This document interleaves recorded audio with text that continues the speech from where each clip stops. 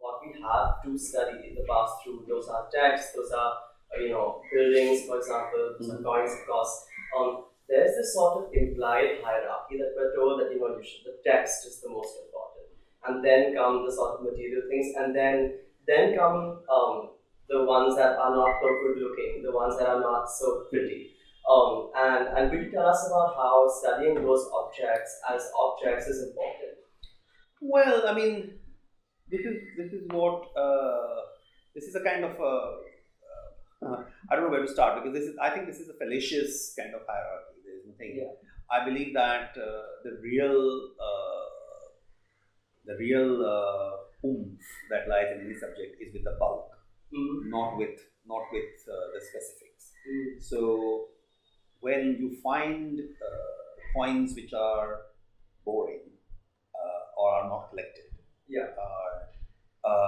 they are the most interesting ones. And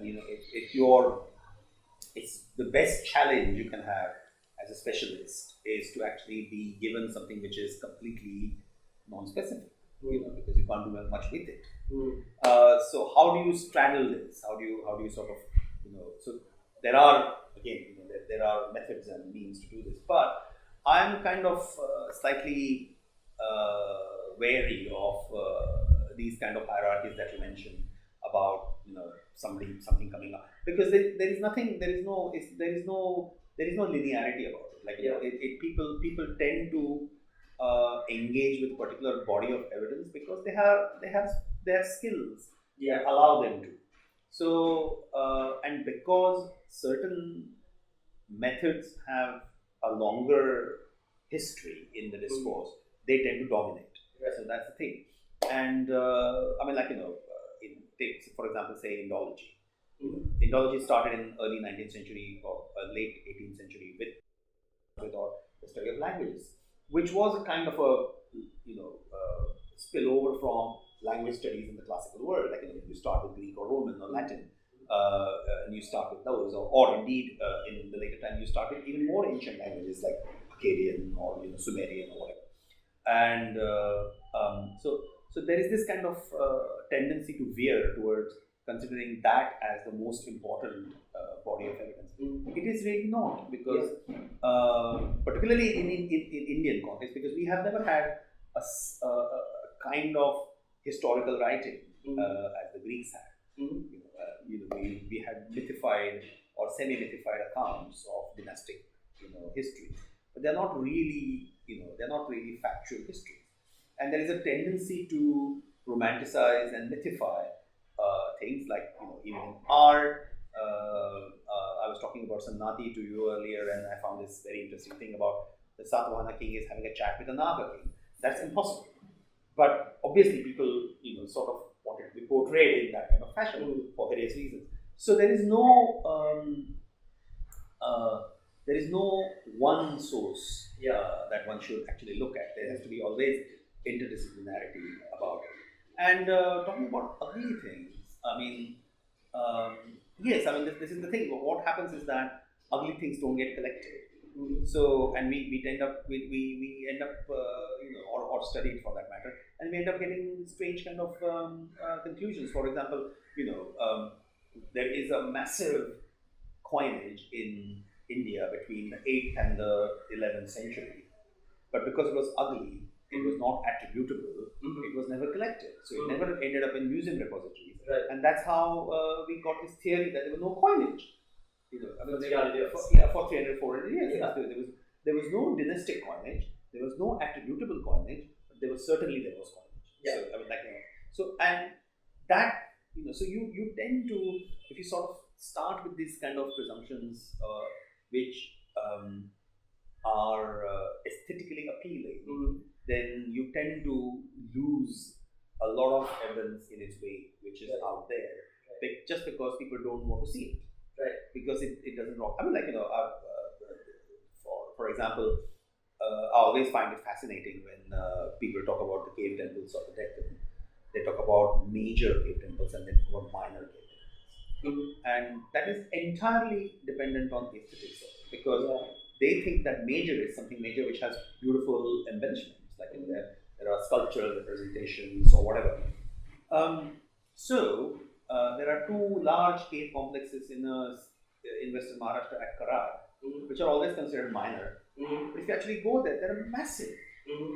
There are 100 caves.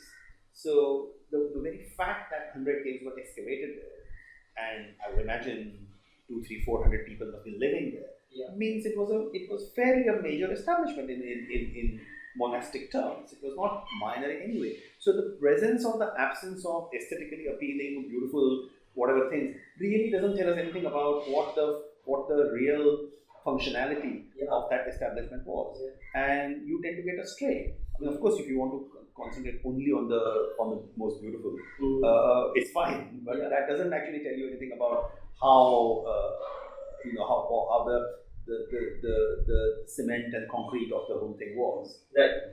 So I'm quite wary about not looking at ugly things. I think ugly things are definitely worth engaging with.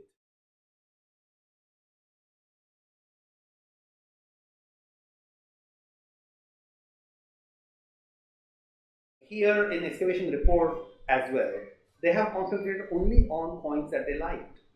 And there are 3 reports of coins, and one of them is rare and important coins from Taxila. Nobody talks about the bulk. Nobody talks about all these grotty copper coins which are like 6,000. Totally, there were 6,000 coins reported in the excavation, or 8,000, I don't know. And they published about 120. Wow. So there is, and because they are informed by this idea that we have to publish only what is rare, what is important, what is essential, what is a masterpiece. So this kind of slide, actually, if you go back to the 6,000 orbits that they have found, you get a very different picture of what exactly the chronology of Taxila was. So I think one that is worth stressing is that the first step in doing research is you need to look at all the sources. You can't just look at what you want to look at, because we're not trying to, and please tell me how you can make this point more defined, where you disagree with me on this, but we're not trying to look for things that give us a sense that the past was excellent and that we are descended from that. We are trying to understand the past. No. I mean, it's not something like, as I said, people tend to glorify most of the things, and of course there are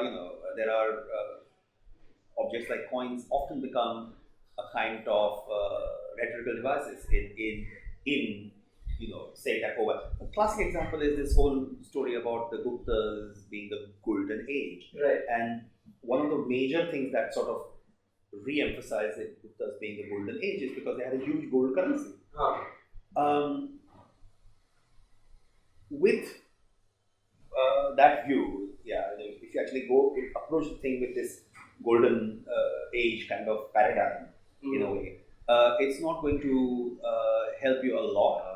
We don't think in lateral terms at all about such things. Like we know next to nothing about political economy we know next to nothing about if the Guptas have issued so many coin types. Coins are in. What was their internal chronology? Why were they doing it? We have no idea. But still, we end up celebrating the entire coinage as the golden age. We tend to see them as exotic things because we have this paradigm of the golden age already established in our minds somehow. Thanks for checking out Art Story with PK. My name is Paritosh, and I created this channel in order to share content with you on the cultural past of India and our world. If you like what you see, please go ahead and share, subscribe, and check out my other social media profiles. And if you have any comments on the content I create, any questions, please go ahead and reach out to me.